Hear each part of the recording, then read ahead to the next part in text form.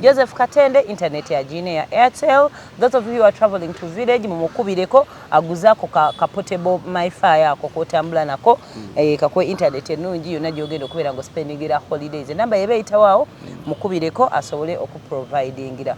Mpozi ne Max Dental dwaliro lya mannyo before you go back to work mu holidays zino bakubireko kusima ogende bakucheckinge ku mannyo. Ndakuitayo.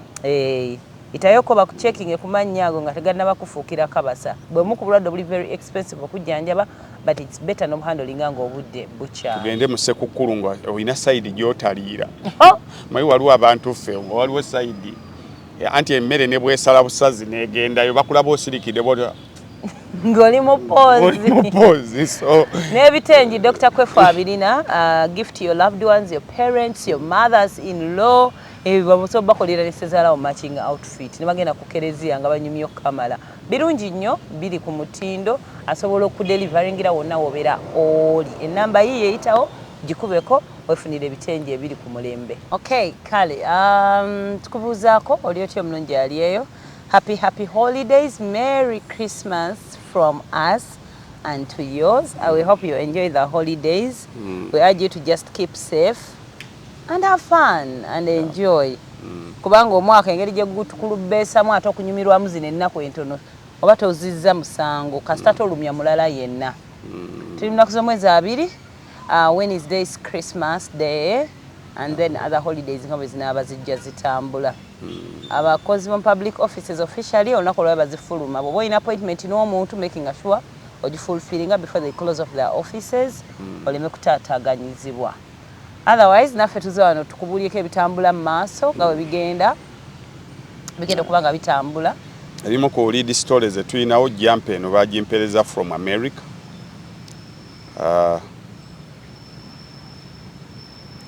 Sawa akantu omaeka ne mukantu muweramu akantu. One of the viewers of Akantu is called Mr. Tone. Yawereza yanga n'ebintu bye nawereza nga kuliko essaati n'empale ya Big Eye. Big Eye mu kaseera awo mwali nnyo mu gundi nange obudde bumbula obwipiikingayo. So yes, I went there naku okwosajjo nembijjayo nga muli mu jumper. So bimu ku benefits z'okubeera wano nafunye jumper nagula n'ekitengi nga nyina kiwa Olivia Lutaaya. Ni Olivia Lutaaya essimu yo togikwata bannange. Amasimu alaka afuna mangi bambi. Tagikwata kati nina kumunoonya. Inafuna someone who is niya bwana Olivia Lutaaya mugamba nkubireko muwe ekitengi kyes waliwo yamugulira ekitengi kyayagala okulira mu Sekukulu. So bwetutyo bwe tuli obereyo ng'omuntu akulowoolera. Yesebo. Wonderful. Yagala enjala omugwe ekitengi ali e Sekukulu. So Mwami Tone, thank you very much. Jo bino mbyogera tebiri ku script kuba mmanyi tojja bisaako. Jo Maniu. Kakati waliwo ensonga ez'amaanyi mu ggwanga obudde tetulina tuli mu festival season abantu bagala owulira ebibasanyusa. Ebimu ku byosoko tuwe what is happening in Sudan. Yakongera ku nsonga ya Sudan tugenda kwogera ku nsonga kutemera ebira tujja byogera. Mubadde ngamba Sudan waliyo ki? Kulula gyonkululamu. Kankulule. Kulula gyonkulula. Nja kusiigawo ayodini. Tokkirizibwa kubako kyoyogera. Sudan yatusabye tugyetondere ng'eggwanga. Olwalekera streets ezikolebwa kuko. Tuyina n'ebizibu ebizibu bye tuyina ebyokutwitinga bitutwaliramu ng'eggwanga tuli ku bunkenke. Lumu eggwanga ligenda kwekyanga wano litusaleko nga tetutegedde ligee bannaye tukooye ejjoogo. Tweets ziri ezaakolebwa CDF azakola tweets yali yatuwummulamu. Abasimye bali bajimba. Nange nalabira danga waliwo breakage yali yatuwummulamu. Bwe yakomyewo yatandikidde kuvuma Bobi Wine mannyo. Noli namuddiza obutamiivu. Ebyo ne biggwa. Bwe bamaliriza ne batwalira ono omusajja waffe ya Erweru. Erweru. Kana mkwatako bwati. Simanyi wonna woli Erweru. Agaye rwani possible as your small legs kani. aga waliwo fulu ekwese mabega wa kitange ga buli muntu obunkenke bwaliko olwa CDF eggwanga lya Sudan lyegasse ku Kenya gye basooka okuyisaamu eggaali President Museveni avayo n'agyetondera Museveni yetondera Kenya olw'ebigambo bya mutabani we ate nga by then yali akulira SFC n'amudropinga mugikulira dayite n'amala n'amuwongeza eddaala olwaddako n'amufuula CDF naye okuva lwe yafuuse CDF kakati ebigambo bifuuse ebigambo so mu bigambo bya tweetinze ng'agamba nti essaawa yonna Donald Trump wakwatira obukulembeze amuyita mu kiwezi munne kazalayira bwati bagenda kulumba Khartoum eyo bagiwambe mu mateeka eggwanga lya Sudan lyafuna obwetwaze 1956 after Egypt Egypt eyo bagikulembereranga wamu Abangereza bagikulemberera wamu kati Egypt emala okufuna obwetwaze negamba ne Sudan wansi erina okufuna so Sudan nefuna obwetwaze so it's a sovereign country ly'eggwanga ndoze lyali singa obunene mu Africa paka 2011 Sudan yo maserengeta webeekutulako kati ne bambuka kati bakwata kyakusatu naye eggwanga ddene nnyo kibuga kyabwe ekikulu ye Khartoum Omar el-Bashir yabafuga okuva 89 paka jo wano webamututte nga kakaaba yabakulemberera emyaka 31 nga yabakuttemu kakati bwabakwatamu olw'okuba engenda ye yali mbi obuvuyo buli ewantu awo abali munda mu gavumenti bayina ejje lya gavumenti n'akabinja Omar el-Bashir ke yali yatondawo akabinja ke nga kakola bintu bye nako kaagala bukulembeze so Rapid Response Force ne National Army bakubagana waggulu awo okwekutula se eggwanga teriri at peace naye tekirijjaako kubeera nti it's a sovereign country eggwanga eryetongodde mu mateeka era nti n'okusomako kuno okuddayo mutandise okufuna ku bibala by'okusoma kwange twabaddemu ne constitution nga bagiyita international public relations kakati bino byonna biba bigwawo eyo no degree chameleon gye yafuna tekisoboka amanyi muwakana yafuna degree yali ya international public relations engeri kati nitolowooza mbu gwe asoose nze yali just course unity kati oli nno munaye yagikugukamu so Dr. Jose Chameleon abeera comrade comrade Chameleon kakati comrade Chameleon by the way bagenda mu flying out bagenda bamujjanjabe bagenda mu flying out okusinzira ku nteekateeka kakati eggwanga bwe libufuna obwetwaze wabeerawo principles eziba zitambula wakati mu nkolagana yaalyo n'amawanga amalala ekisooka baliwo principle gye bayita non-intervention nga bategeeza nti tewaliiwo ggwanga ddala lirina kweyingiza mu nkulembera internal affairs temuziyingiramu temukkirizibwa internal affairs zaabwe ziba zaabwe temufuutuka eno ne muziyingiramu the threat or use of force is prohibited in international relations wali ekisoose waliwo amawanga agamu ageyingiza ne mujja ne mutandika okuwa amagezi ne mukomentinga ku byabali ekyo tekikkirizibwa n'okukozesa amaanyi ne mutwalayo maanyi nakyo tekikkirizibwa then peaceful settlement of disputes bwe muba n'obutakkaanya n'amawanga agakwetoolodde oba eggwanga lyonna eriri sovereign bwe muba n'obutakkaanya peaceful settlement mulina kutuula mukkaanye then okukolagana its duty to cooperation mulina okuba nga mukolagana mulina okulwana ennyo kakasa nti eggwanga erikulinaanye oba eggwanga lyonna you cooperate then a principle of good faith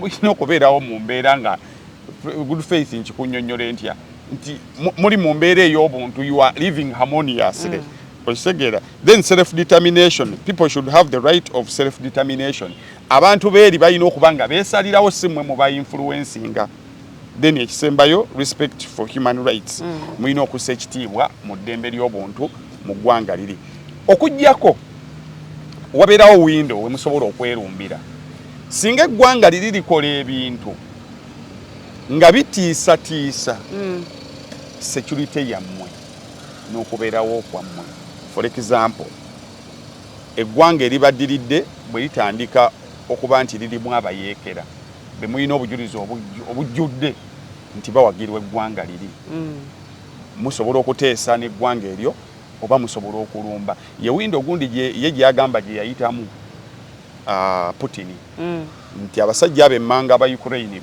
baali bakola enkambi mulimu baali baagala okusuza omusota that is NATO kisaawa yonna gwali kugenda balumba so minus that kakati ekibuuzo ekiriwo bwe tuba bakulumba Sudan, how is Sudan a threat to Uganda? Sudan eyo yatukubako paka ggulu awo mu biseera bya Galanga jukira Galanga yali wansi eno nga yakulira SPLA Session Front kati nga Omar Bashir agamba Uganda yemuteekamu ssente semundu yatokota paka ggulu awo so kati awo twali tusobola okwerwanako naye kakati essaawa zino okujjako tulietera ebizibu jukira waggulu eyo tulinayo abantu baffe bangi abakolerayo ekintu ekyo buli kyobulaba wano bakugamba peaceful settlement of disputes nti bwe mutandika okuatalinga such statements engeri gy'olinayo abantu beeri tomala gasuula statement ate ne bw'oba onoolumba walina okubaawo emitendera mwoyita evacuating your people n'ebiringa ebyo netokera bukezi n'okola statement efaanaganako bweti tulinayo abantu abakolera waggulu eyo tomanyi kiyinza kuddako tomanya bo threat eno bagitutte kyenkana ki nti gosobola deletinga nga bwe tukola we tweet we delete we tweet we delete naye bo tweetinzeeko then ne future of the country bw'abanga CDF ayogera ebigambo ebifaanaganako bwe biti gwe munnansi w'eggwanga otandika okwetyamu n'ogaaka kati eggwanga lino liraggawa tudde bagambye bagenda kukwataani luli bagenda kukwataani luli bagenda kukwataani so tubadde tusaba wabeerewo kati kuba mwaka fana isinga tweets ezo tuzita tweets naye zirina kubeera ki siyanize engeri gyeri x omusaya ero ni mask naye watuuma akantu akatubonyabonya tuziyite tweet fena tujja zitegeera singa zibadde ziva mwakulira amagye g'Amerika singa olowooza ensi eri acting etya as per now so tubadde tusaba buli muntu ng'olina obuyinza bukozesebwe bulungi waliwo emakubo mangi nnyo nti bw'obeera CDF ekyo ekifo ky'amaanyi gw'obeera okulira amagye anything kyoyogera Governor Bank of Uganda omulaba ne bwe mubeera mu bbaala n'akwata akapapula n'akateekako siginicha ye n'ateekako nti $50 gwomanyi nti eba efuuse ligottenda n'akwate ne mufuna akapapula emukayuze baliswi n'ateekako siginicha ye n'ateekako nti $50 eba efuuse ligottenda era osobola okugenda wali erina okateekayo kasaba verifying nga n'awanika omukono n'aganze nkataddeko ebeera efuuse ligottenda so kakati that's office bwezo bwe ziri ez'amaanyi nti otambula nayo nalabye Balamu amcongratulating nga afunye 1 million followers on X Balamu oyo boss wange mkwano mpola ati gwosuddeyo wakinga ekyuma nedda mbadde nnyone ngazalinga ku bintu ebirungi etuseeko mu ggwanga line yeno woko gyade bakola waliwo cyane cyane mu Balamu kinakola kikimbunga atambula abigula Tayize Balamu nights mind way omunyoro Balamu is just a symbol of royalty and obedience love ye omukyala Balamu yefusiimye Balamu akalina love yama ne Balamu alina omukyala musajja asobola okutuuka nga talina nga yabaaki tukuwe listi babanga munga waliwo ebino tutambula ekiro nga waliwo ekyamutomera oba nga wali awo ne ba sajja family kyala bae wali mulabeko mukyala namulabako ambi kale huyo yagakole kikuwa kifaananyi kole nejja wallahi sikirowooza nga nako nti bala mu mufumbo simulangako naye ng'omuntu gwali okozeeko naye kitegeeza nti tokakasa oba mufumbo oba si mufumbo era oba owulira genda ewaka mukolewe abaana we bali naye Mama Balamu is the male version of Mama Chameleon. Kufana kuwona. N'abaana be. Kakati nono ne boyi we. Era bwe batuitinga ibweti gwo osuubira wansawo ne yani ne Franka ani. Tumwesije. Ne Franka tumwesije. Kaji nalabye Alani Kasujja saakutegedde. I didn't understand your opinion about that tweet. Kuba Alani Kasujja omujjukira yali Coca-Cola ku Capital FM n'alumba paka ku BBC. Yagambye ye yawagidde n'agamba ekiri munda mu ggwanga lya Sudani bayina engeri gye yakyogeddemu nga ye talina buzibu. Azake Alani oludde mu international conflicts. Omanyi how they are handled and you know at which level of international disputes such statements wezirina okuviirayo. Ne bwe tuba tukyaliwo ekisinga okiwagidde wanemye okutegeera Alani Kasujja nda I hold you in high esteem. So wetuli awo buli muntu bw'ofunamu akadde bino bisobola okuba ng'ebitakwatako naye there are some things byetulowooza nti bwe bisiniizinga we get cold because agamawanga Sudan eyo okutandika okulitayiriyeeti nga tebakiina mbuzibu because bo babyantalo balwanye entalo zaabwe ate n'amawanga agabeetodde gwe tosobola Sudan eri wakati wa Libya wakati wa Egypt wakati wa Congo wakati wa bali awo Ethiopia bali mu katogo so ewaggulu eyo entalo eziriyo those people battle hardened and their hearts tibatya okufa ewaabwe is layisi buntu butono nnyo okufa mu ago amawanga so you don't want to just start President Museveni kiki yaganja olwayagala oyingireko mu mutwe gw'omuntu oyagala oyingireko mu mutwe gwa Museveni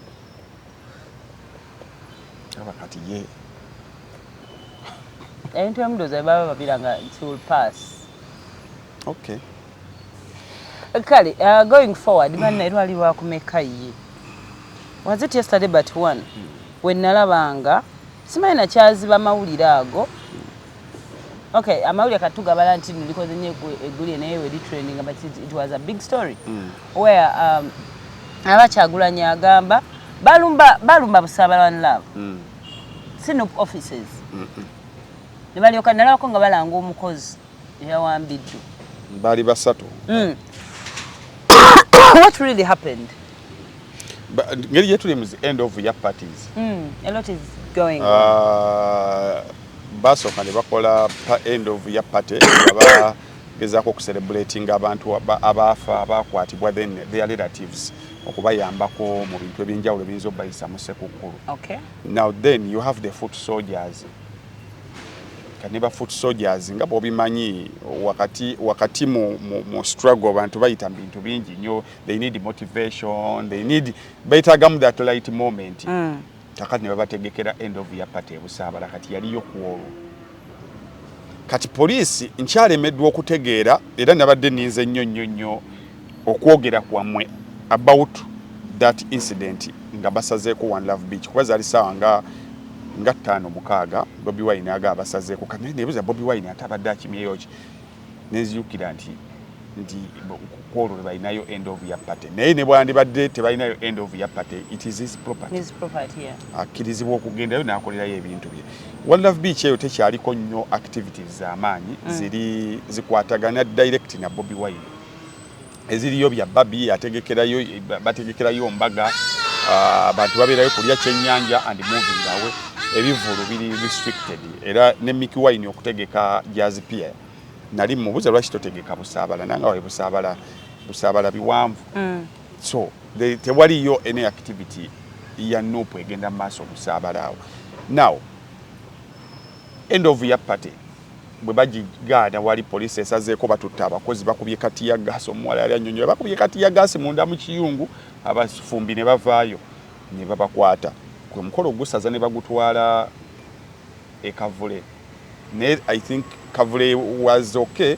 They needed some manyi wetaaga tosobola kola end of year party ku headquarters za BBS. Era yaffe tugitwala wa enkya tugenda ku Masheda Palms ninga tulina emanju eyo nawagazi nemba mwagala muveko mu environment eya bulijjo kyokka ate jjukira ebifo ebisinga ebirina environment bwezityo bikalubirirwa okuba wa venue nga bwomanyi political mubawagidde biki ebyo buli omu atyo bba wa venue so balina venue eyaabwe. So kati nkyalemeddwa okutegeera obuzito pate yali egenda okubeera e Busabala ne yali ku Kavule zaawukana zitya and what really triggered. Omanyi tulina ekizibu ky'ab'ebyokwerinda mukola operations and you don't come to explain to the public and then people are remained abantu tebasigalawo nga buli omu alowooza kike naye ovaayo nonnyonnyola nogaba naye kino ne kino ne kino ne kino mwami Kituuma come out and explain.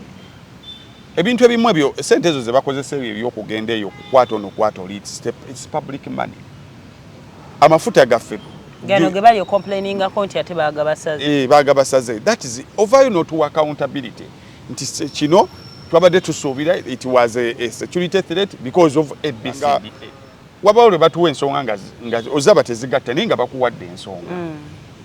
Ne kakati such incidents nga rival parties bategeka ebintu modro mulekawo questions z'amaanyi. So mwagala waliwo ekintu ky'enjogera ennyo kiri mu luyimba lw'abasudde nti oyagala okulumya gundi n'okomekeza ng'oyambye muyambe. Tine party eyo basically few people had known about it. Yeah. It wasn't for everyone. Twagenda okumaliza ng'ate egenze ku Kavule efunye publicity okusinga ne bwe kyandibadde. Omwana gye yakolera proposal. Foot soldier gye yakolera proposal maaso ga Bobi Wine. Ne Louis Lubongo yabannange. Musajja atu is so serious for life. Bamuteeka mu acting ng'omulaba. Oba kasiroti baali kawadde oba wayiswa mu fumbiro. Oba yaka amanyemu ku drama.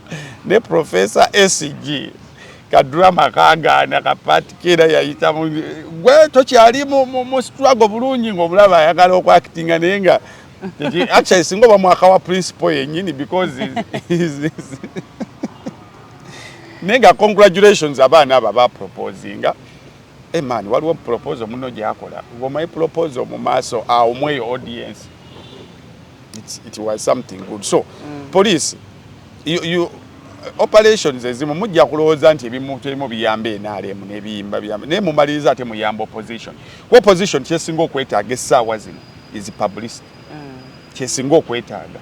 So ene chance gye bafuna nga basobola okwongera okulabisa kakati ebintu okulabisa okumu mukuleke bakukolerere okubu temumala gabawa free bakita batya free win ezimu muzireka ne mugaye kyo mukireke tetujja gibawa ni kati mugenda omaliriza nga like mwongedde okubawa kati olusi mwagala okuyamba NRM naye ne mumaliriza nga mulabisiza ndabisa.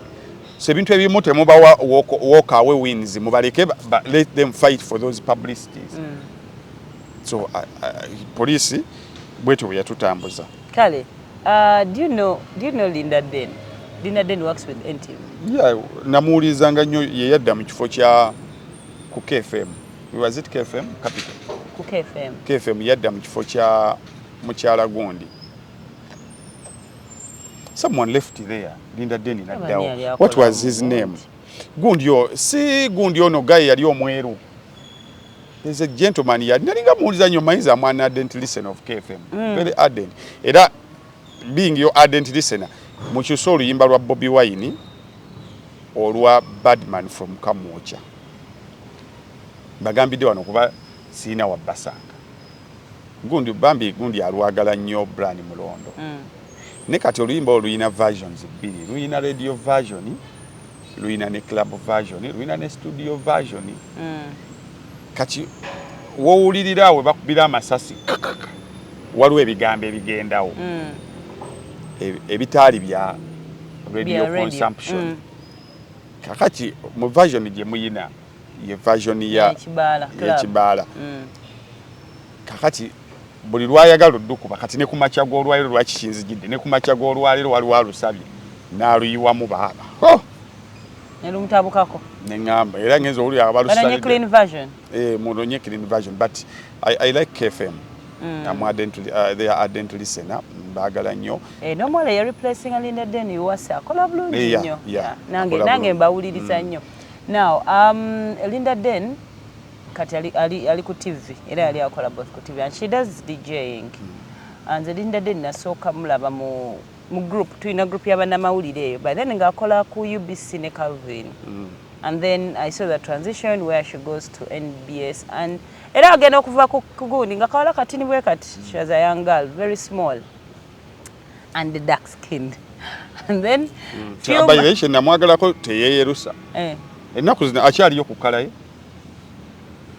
What do you mean? I've said she was small and dark. Yes, she's still dark. Yeah, and Linda mweru yayeruka muzungu mchotala bachotibwa ku kyalo kuno. Are you serious? Zinasembayo mulaba nga she was your skin. Skin color you was. Yeah. Muzungu nyonyo. She looks good. But then when we twamulabire nyawo ndoza mu bisera ba dance party bikinabera mu video aba B2C she had put on white nga mweru, very beautiful girl. Kati munange all of a sudden kati teri yagwa mu kizigo n'aba beautiful. Yo, that girl is pretty. No, ekizigo tekijjawo nacho beauty yo. Tekijjawo nti you have beautiful eyes, beautiful smile, your dimples. Just kijjako eno skin yo kungulu eno nofuuka muzungu. Ngamazeemu kati gwe kyoga muno tekijja. Kijjako eno skin nofuuka maleeto. Shut that. Naye ina akazigo. She has shut that. Talabika bulungi. Yeah. Why did she have to go? Naye gomnaye. Benza ajifuna amaze kweyerusa. Ibe nabifunya mali kugundi ku NBS, NTV rather. Kati awo. So like because me tuizo kwate twesinkana nko kubera ba friends bichi but ngoma ye bitu bya group obera yo nga mwemanyi nga abantu nenga temwesinkana ngako. Her transition like I've been seeing it. All of a sudden that girl cut weight. Omugambo ne gutandika. She really dropped some kilos. Against the dagala. Kgs, like so much. It was yali batya ngomuntu onoberana. Okay, maybe camera. Omanyi fe tujajinga betulaba ku social media. Ayinza okubaze ngasala wait. Nefe betula mu camera mutu byogenderako kusinzira omuntu wako mulaba. And then bambi social media came off like very very harsh to her. Bigambo byali bingi ebyayogerwa. Byali bingi. Naye nze munnange person nze I rarely mind people's other business. Era olaba guy yazanya mu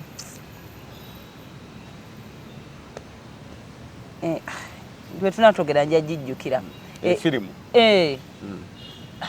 this African movie ne trending enye ya Fagondi Bosman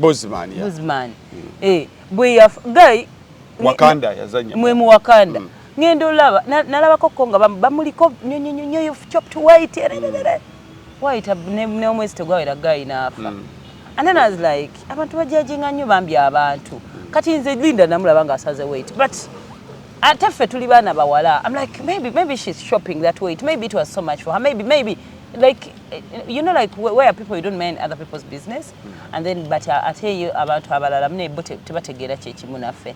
I think pressure ya mususeeko she went on live na testing for HIV because I think ebintu badde bamulangira nti yalinya mu kaveera, so she wanted to prove to people that she's not HIV positive but mu byonna nga amaze bino bikola nawulidde bubi nnyo when she succumbed to that pressure and then is not also happy for her friends that are around her. Maybe okay mukwano gwange oyinza okwagala okukola ekintu but I'm here also to give you the other alternative of what you should do. So personally tekyansanisiza kye yakoze naye muli bambi yalabika kyade kirina omuwa satisfaction ngawulira ayagala cleaninga air clean the air mayiwe bakiyita kakati social media yensi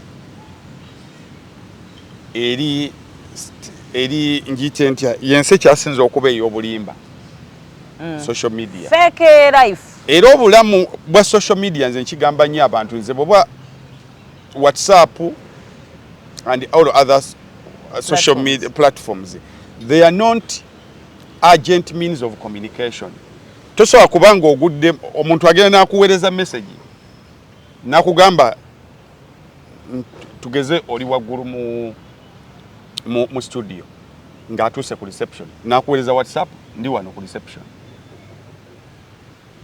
bwe nooyitira eno n'ovuga emmoloka yo n'ogenda pakaka nagamba nondeka ku reception nakuweereza WhatsApp nomugamba musajja oba mukazi WhatsApp is not an urgent means of communication ekyokuba nti otuuse ku reception tebakiweereza ku WhatsApp bakuba simu alwe yali ampa Christmas package actually njagala kwebazaako safe border bampa package ya Christmas. It's unfortunate I've not opened it because sinaba kufuna bambi budi opening just that naye the day before yankubira no okusinzira ku byekiri si element kapiki no, it's in a park like this ne mugamba encha before sawa 3 jangu station ja kubeerawo ndera bwe namala nayite eno nga bulijjo kumbe ataddeko dda message nze simanyi kati ankubira ndi wali ku nkulungo ne muganze nayise mudda jangu mpozo nsange wano kwe kujja okunsanga ne mwana WhatsApp what did you expect kakati tuyina okuliga amateeka agafuga social media. It's not an urgent means of communication. Okitegedde era bw'ogenda mu okuvaako hadithi social media hadithi yayo ntono nnyo era there are very few pages zosobola okuggyako ekintu n'okiyisawo direct n'okireeta ku mainstream ebisinga ebyayo bibeera byaba mediocres. Ekyo kyakubiri. Kyakusatu abantu bonna bali ku social media waliwo Flora akola ku Galaxy kati waliwo yali information yakiye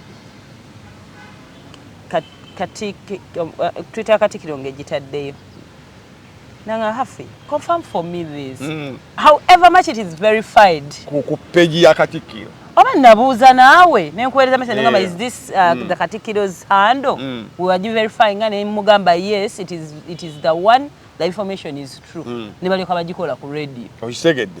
Nti dovolaba matches mujja ne mugamba social media egera sula mainstream the joke is on you. Era abana bamaliriza bulungi nnyo nze kati twali mushabigayi naye nga buli omu alinda kiki ngendo okwogera ku mpewo kumacha. Kubanga emikutu Facebook yaliko eyakabi, Snap yaliko eyakabi, kati TikTok naye erowooza yakabi naye ate jjagenda n'endala zijje ministry ejja sigalawo timujja byogayo bena oli atuula eri alinde kaninde HAFFY ne Semo kye bagenda okukola ki kye bagenda okwogera ku macha ku TV oba ku radio. So ye social media hadithi yayo ntono egivaako olina okufuna gundi kakati social media abantu abasinga okugikozesa one of the symbols of a depressed person one of a symbol of someone who is antisocial is spending a lot of time on social media. Omuntu aina abantu bana abali physical tasobola kumala era bositola omuntu nga sawa bina kuba naffe fenyini abakolerako because fate social media is business kwe tujja content then ne tumu verify nga ne tumuleta ku radio kuki then kwe tukolera we have YouTube channels and what have you ya influencers ni mulimu obudde nze sisabi nanti mbeerako era waliwo obudde bwogiposing nga n'ogissa wali n'ovuga emmotoka n'obeerako n'okola ebintu n'otuulako n'atwale mwogera ku bintu ebitegeerekeka kakati kasitola bw'omuntu nga ye ssaawa bina abeera yemu ku sayinzi eziraga nti eno mu bulamu bwo obwa bulijjo ali mu nnaku etagambika. They are looking for validation from people they do not know. Kubanga abantu abasinga okubeerako babeera bweru wa ggwanga ate ffenna tukimanya abantu abeera bweru w'eggwanga they have few friends kakati mikwano gyabwe wano ku simu.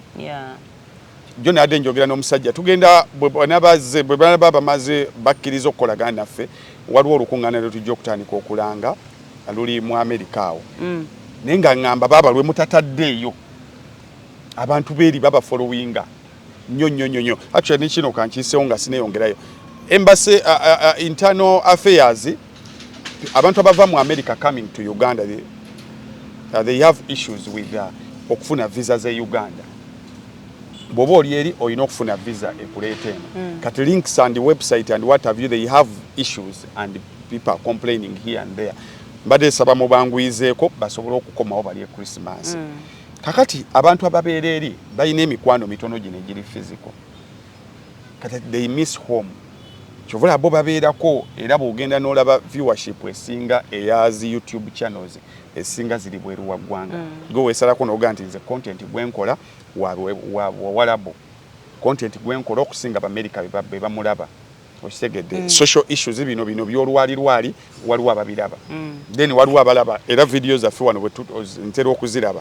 Waliwo topics ezimu ze tukola ogenda nga zirina abantu batono nnyo abaze kati waliwo ze tukola ogenda okulaba nga zitambulira ku frequency yemu ne topics zinewaazo ezifaanagana. So abantu abali ku social media abasinga bwe bali. Kakati abalala abaliko engeri gye balina ennaku yaabwe baagala n'abalala babeere mu nnaku. So yensonga lwaki basobola okupiikingako anything kyalengedde nga kisobola okuteeka mu nnaku. So it's about you okukyeteekamu n'ogamba social media tenfuga. Kyobulaba nze muntu ajja ku social media in my true colors oba oli mulwadde eriiso lino lisumbuye abantu. Sine sister wange yankubidde ekyo nangambwa eriiso buli omu ng'agamba eriiso nange nzizeeyo nendira buli muga eriiso lyagwako ka Nairobi fly and I've been sick for the last 2 weeks. Side eno yonna neefuna ebizibu. So I'm recovering. Naye abantu bwe bulamu otherwise nze sigenda kubeera mu bulamu bwa kujja nga nammwe mulwala amaaso mulwala emisujja. Ntandika okujja bwe naateekako gaalubindi nga batandika Kwefu ennaku zino lwaki abikolera mu gaalubindi kati ng'otandika opalapala nnyo omanyi waliwo eyangulidde gaalubindi kakati omanyi njagala nteekeko eswaga kumba oli mulwadde. Kakati bw'omala bw'ona oziggyako era kigenda kuba kibuuzo doli kakati akibawadde nga bwe kiri life neemovinga on obulamu bukwanguyira. Kakati Linda Ddaane leero baakugambye siriimu nowekebeza nga tomulina ojja baleetera nga tomuyina olunaddako bajja omumyaka weginaatuka abagamba nga tozaala kati olubuto ojja kujja olufunire ku live era ne bakakasa nti. And also before you even go there if you posted negative mu camera kati baagala kumanya lwaki toyina weight kati ogenda kola test mmeka za ndwadde mmeka and by the time you don't have that weight Linda then for you know why you don't have either that weight. You fast for you to lose that weight wasala woto kyajagala n'ogiruzinga oba olina obulwadde obukubonyaabonya kati are you willing to come and tell people that maybe I am nina a kidney problem? Are you willing to come and tell us that gwe yagala sala weight yo? Because also answer togibawadde bo babadde bagamba siriimu tomulina kati ki kuba bo bagala kumanya lwaki. You're not going to tell them everything.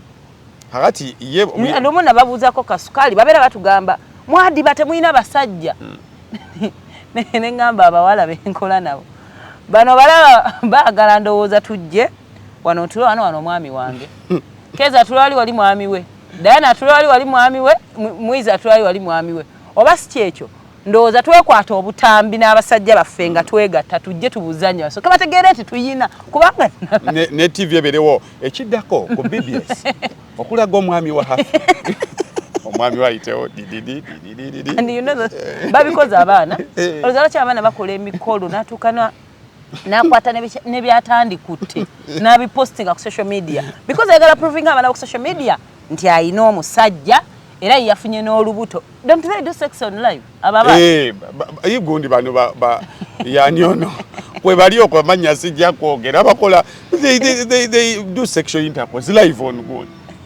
Eyo byonna banoonya validation banoonya bantu bakakasa gundi ayina money power katumulaba yayingiddeeyo gwe balaba abawala beeraawo n'ateekako omukono gw'omusajja mbo bamujjemu mu kigroup ky'abannamidibo nedda never social media eringa lubuto terukuta bwe lulya ku makya luddamu ne lulya asakirira gwe wekya ka social media banga lyonna gwe kyoyagala obba wakyoba obawa wali olutalo olunyumira abawala b'ebizigo abo balina ssente abatunda ebizigo byerusa bo baziina mpitirivu kakati kye beekola bali mu competition yagula mmotoka na kuzimba mayumba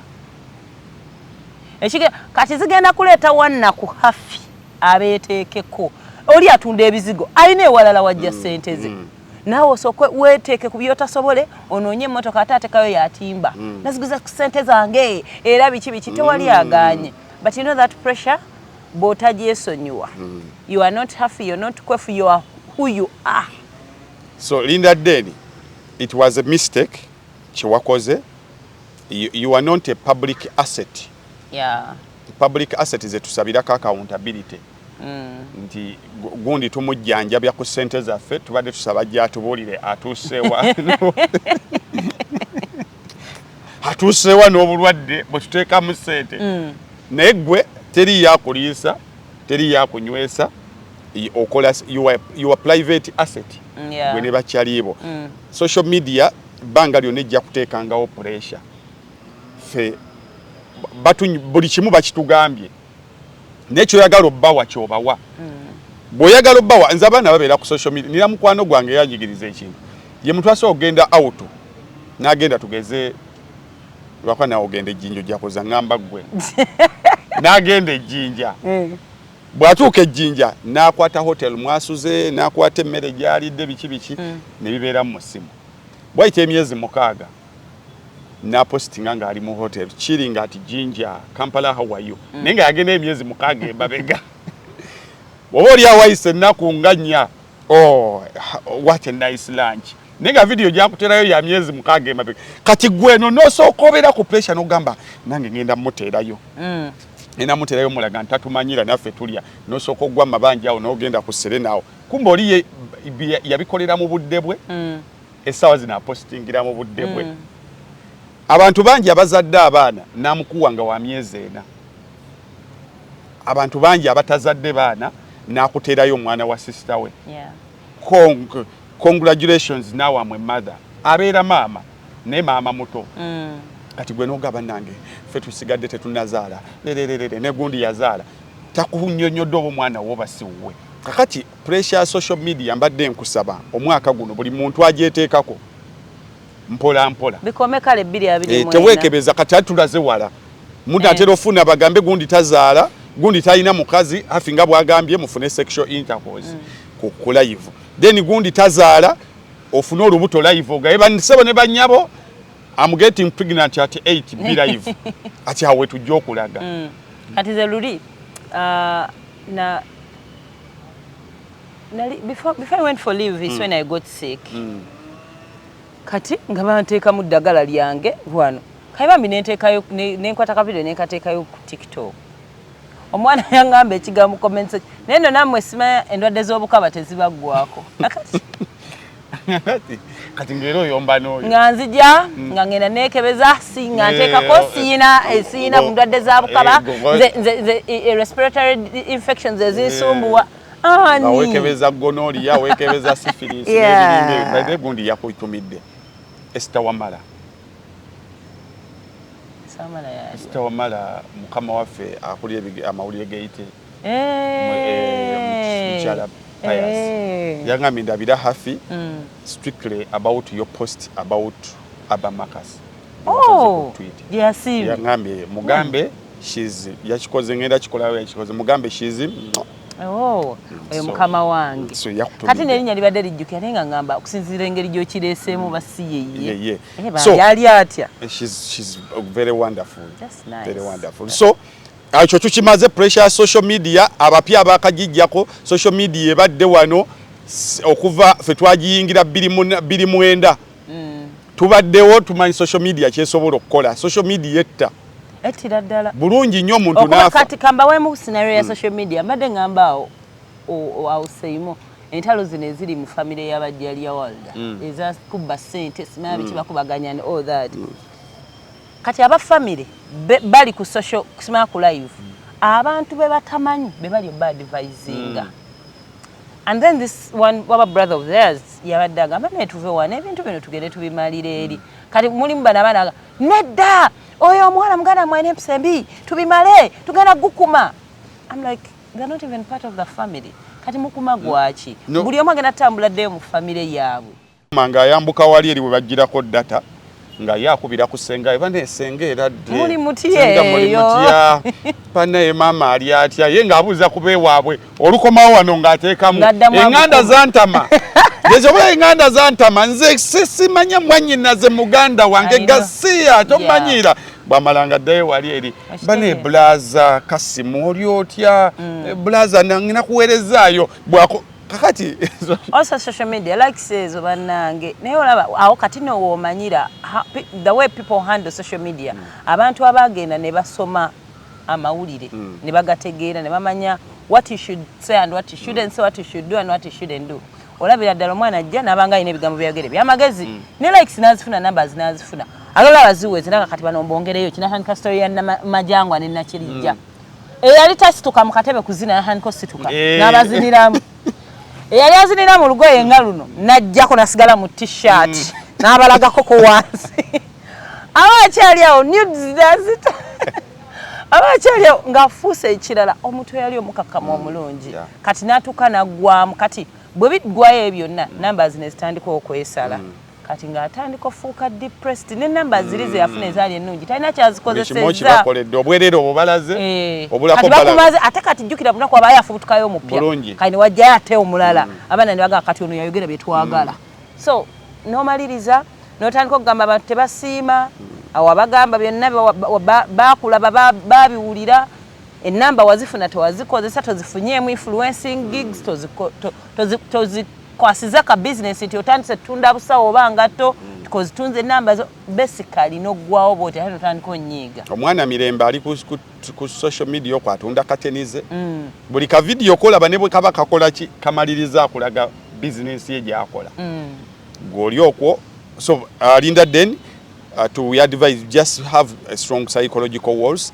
Social media tekuta bulunaku wabaye abapya abajja nga betaaga kujjukiza nzembala naye HAFFY kite muzaala ko mu comment section yo mwenyini goba naye wakajja wano mukazi alina omwana we kati aha Linda DDANE bali wabekebereza waliwo abagenda okujja waliwo abazeeko eggulo n'olwayo waliwo abajoyininze nabo ndowooza bawe ku results tekikola bwe kityo munnaye we pray for you whatever you're going through we really understand but have the most naddala abantu in public lights psychological walls waters protecting kijamaliza kiridde gwe otherwise unless nga obadde tugaa chameleon bagenda mu flying out.